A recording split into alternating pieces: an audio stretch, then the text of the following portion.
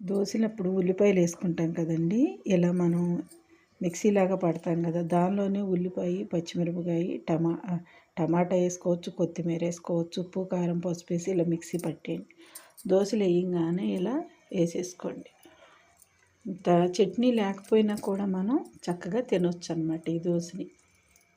చూడండి ఇట్లా, ఎందుకంటే దానిలోని ఉప్పు కారం వేసేసేయటం వల్ల మనకి చాలా ఈజీగా అయిపోద్ది అనమాట దోశ. చక్కగా క్రిస్పీగా కూడా కాలుద్ది. ఇడ్లీ రవ్వ కొద్దిగా దోశల పిండి నానబెట్టేటప్పుడే మనం ఇడ్లీ రవ్వ కూడా పెట్టుకోవాలి.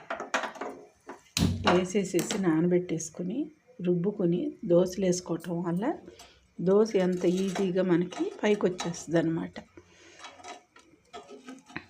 ఎలా వచ్చేస్తుంది దోశ. కొంచెం నానిన తర్వాత రుబ్బుకోవాలి.